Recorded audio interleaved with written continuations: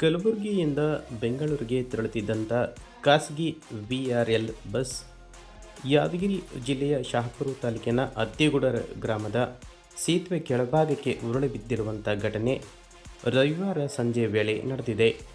ಸುಮಾರು 20ಕ್ಕೂ ಹೆಚ್ಚು ಜನ ಪ್ರಯಾಣಿಕರನ್ನು ಹೊತ್ತುಕೊಂಡು ಬೆಂಗಳೂರು ಕಡೆ ತೆರಳುತ್ತಿತ್ತು. ಆದರೆ ಚಾಲಕನ ನಿಯಂತ್ರಣ ತಪ್ಪಿ ಚಿಕ್ಕದಾದಂಥ ಸೇತುವೆ ಕೆಳಭಾಗದಲ್ಲಿ ಇಕ್ಕಟ್ಟಕ್ಕೆ ಸಿಲುಕಿ ಬಸ್ ಆಯತಪ್ಪಿ ಸೇತುವೆ ಕೆಳಭಾಗದಲ್ಲಿ ಬಿದ್ದು ಬಸ್ಸಿನಲ್ಲಿರುವಂಥ ಇಬ್ಬರು ಸ್ಥಳದಲ್ಲಿ ಸಾವನ್ನಪ್ಪಿದರೆ ಇನ್ನುಳಿದಂಥ ಹಲವಾರು ಜನ ಗಂಭೀರವಾಗಿ ಗಾಯಗೊಂಡಿದ್ದು ಅವರನ್ನು ಕಲಬುರಗಿ ಮತ್ತು ಶಹಾಪುರ ಸರ್ಕಾರಿ ಆಸ್ಪತ್ರೆಗೆ ದಾಖಲಿಸಿ ಚಿಕಿತ್ಸೆ ನೀಡಲಾಗುತ್ತಿದೆ.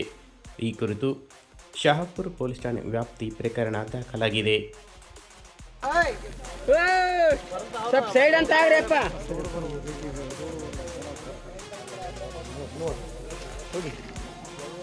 ಕಾಣ್ತದ ನಿಮಗೆ